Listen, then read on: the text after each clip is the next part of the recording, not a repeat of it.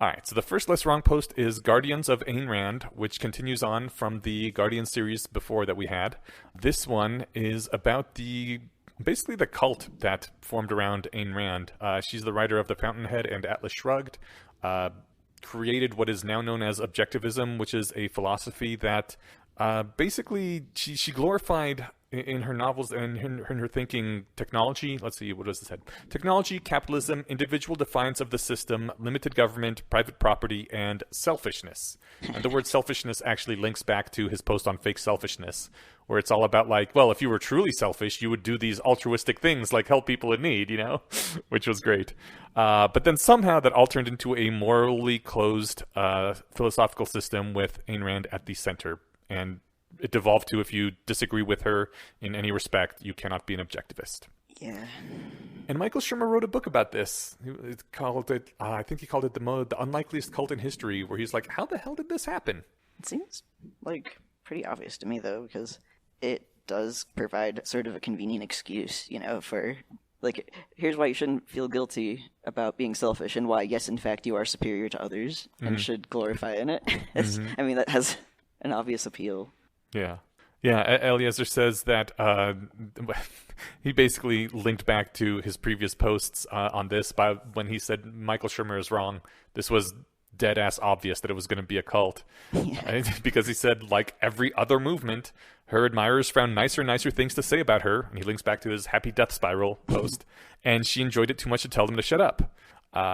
When there was a schism and a lot of people left the movement, the people who stayed with Rand, rather than following the person who left, were her strongest supporters. The ones who departed were the ones who were the voices of moderation. So they had and then the link back to the evaporative cooling of group beliefs. He says the only extraordinary thing about this whole business is how ordinary it was.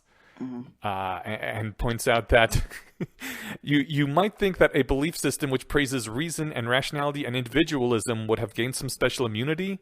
Well, it didn't. It worked about as well as putting a sign saying cold on a refrigerator that wasn't plugged in. If you want to actually avoid the typical death spiral of becoming a cult, you have to put some work into not becoming a cult, which is literally what he's doing with this series of posts, which is one of the things I most admire him for. Because he was like, look, don't form a cult. Apparently, these things are gaining some attention and the writing is charismatic and people are liking it a lot. Be very, very careful not to ever, ever, ever form anything close to a cult around me. Here's how it happens. Here's why it happens. Here's what you should look out for. Here's some examples of how it went wrong in the past. Here's probably how we could prevent it and what we should be doing more of. Exactly. And then it worked. Yeah. Basically. As far as we can, determine. Yeah. Some people still think it's a cult, but some I'm people not convinced. Call it a cult. I'm assuming either jokingly or else because they're idiots. I think they just don't know what the definition of a cult is, or just don't actually know what it looks like on the inside of the community. But they just see people that believe a thing they think is very weird, and that often live in group homes, not realizing that San Francisco makes that a necessity. And they think, well, these weirdos are obviously in some sort of a weird cult. They've got their own weird language that we don't understand. Right? They're trying to form their own weird aesthetic here. Telling you to give money to this shady organization. Good. They're taking it away from good dying children and giving it to Africans. What was I going to say about the... my brain just... Oh, okay, it was, whatever else I have to say about Eliezer, I find that really admirable, to be the person saying, hey, as the person who could very easily become your cult leader, I am coming forward to be like, yeah, let's very early on before any of this starts happening, I am going to personally be the one that's going to rail against it. It was fantastic. I do have one thing I want to pull out that made sense within context, but the main point that we're hammering on doesn't really apply to this. He's when talking about Ayn Rand's cult originally and her focus on rationalism and stuff, he points out that there's no sign that Ayn Rand knew about Bayesian probability theory. And then he says, that's not quite fair. Atlas Shrugged was published in 1957. Practically nobody knew about Bayes then. He says, bah. Next you'll tell me that Ayn Rand died in 1982 and had no chance to read Judgment Under Uncertainty, which was published that same year. Science isn't fair. That's sort of the point. So, the point being that you shouldn't have a closed system because science does improve, and yeah, maybe it wasn't fair she knew that, but that she didn't know about those things because they hadn't been published yet. But what the fuck ever, this is why you don't be hubristic and make a cult and think you know everything. Yeah. This reminds me of my dad not trusting the scientific method, like, because doctors are wrong sometimes. No, you know what? Doctors have been wrong about a lot of things, so therefore we can't trust them on anything. Expertise is a lie. It's like, no, Man, that no. sucks. Yeah, so that was a bummer. The litany against gurus is the next post, and I mean, it was short. It was kind of a litany that says gurus suck. I just scroll down and saw you put only one note. Oh, that one, it's TVH, kind of lame. In my opinion, it was kind of lame. I mean, there's litanies that we remember. There's the litany of Gendlin. There's the litany of Tarski. Those are both great litanies, and we repeat them. But the litany against gurus has faded into obscurity because it was kind of lame, as far as in my opinion, and I think probably the community's opinion, since it faded away. But that's okay. They can't all be hits. A lot of doing great things is just doing a lot of things, and the ones that suck, you let go and you keep focusing on the good ones and iterating on those. Yeah, I don't think this sucks. I kind of like it. It's just Yeah. I don't think it's as memorable, or what's the word I'm looking for? Like impactful. There's definitely some sequences that I can remember almost word for word, and are ones that I remember being like a whoa moment, and this is just sort of like, yeah. Cool. Okay. That was a cool litany. All right. Okay, cool. Well, I'm glad you liked it. My tastes are obviously not everyone's tastes, and maybe I shouldn't have just harped on how lame it is. It was not to my liking, but it was apparently pretty decent. I don't dislike it. I just just don't have like, whoa, like read this. I think I would never give this to like anybody. Like, hey, you got to read this. Right. Like Yeah. I wouldn't recommend it or promote it or anything. So Yeah. shrug. Because that one was so short, and because this episode was specifically about aesthetics in EA, we decided to toss in one more Less Wrong post, because the next Less Wrong post in the sequence is politics and awful art. And I figured, what the hell? It dovetails nicely with what we're talking about, so let's hit that one too. Politics and awful art, which says that basically every now and then, yet another atheist is struck by the amazing idea that atheists should have hymns, just like religious people have hymns.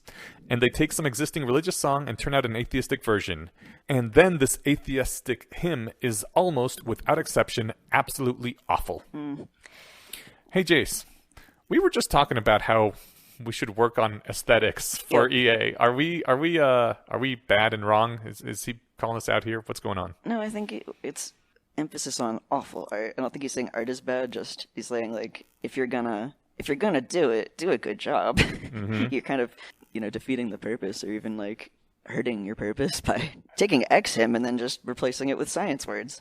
Yeah, I think the problem with this sort of thing is the focus on we need to make something that we need to make a replacement for hymns and churches and thank you. Yeah, we need to make a replacement. Here's a replacement, therefore it is good, as opposed to I want to make something and this is my aesthetic, then let other people decide if it's good or not. Methods of rationality, again, it wasn't trying to take an existing thing and fill a hole.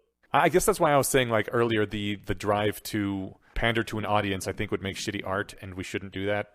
If you're an effective altruist, go and make art and hopefully it'll be good.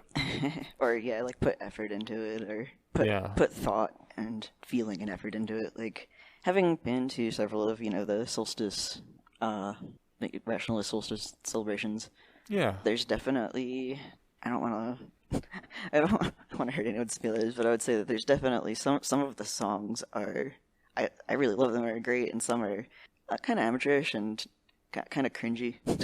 I think part of the reason I've never gone to one is this fear as well, that it's just that's what this is this sort of trying to. But I don't know, like I don't feel like any of them were poorly thought out or slapped together. It's more of just people who weren't professional musicians trying to write music, and then they did continue to get better. Yeah. So maybe that is just sort of the fact that that it was just a new thing that people were, a new skill people were improving. Yeah. Yeah, I think that And there is something, I don't know, like there's something I dislike about trying to one for one replicate, for example, Christianity, in the sense that like I enjoy the rationalist solstices, but it would be cool if we made our own thing. Like one that I went to was in a building that I guess had formerly been a church, but was like rented out for different events.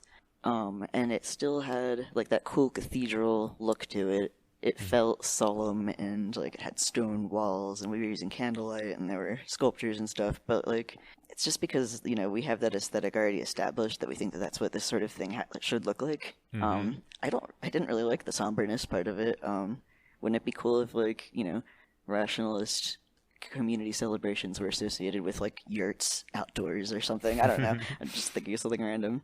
yeah. And instead of singing songs, maybe I don't know. Just again, like I'd like it if we tried to explore more things that it could be, and I'm doing a terrible job of explaining it. It's so weird because, I mean, I think about message fiction, and some of my favorite fiction in the world is message fiction, but it's because, like, the artist was really into something, and you could feel the passion pouring through, and a lot of the times, the message fiction that you see is, just someone was like, well, this is the important thing right now, I will write about it, and then other people promote that even though it's not any good because it is the message that needs to be spread right now. I think Christian rock really takes the cake here because most of it is absolutely awful. And like, we know Christians can make great music. They've made some amazing things throughout the I centuries. used to really like the band POD, and it took me years before I realized it was a Christian band. I don't know what POD is. Oh, you don't remember it? I don't think so. Oh, it's actually good. Okay. I haven't listened to it since middle I mean, school. some of so it is it good. may not have aged Evanescence well. started out as a Christian band, I believe. Which did? Evanescence. Huh, I did not know that. No fucking way. Well, learn a new thing every day. Everything gets ruined a little bit more every day. No, not really.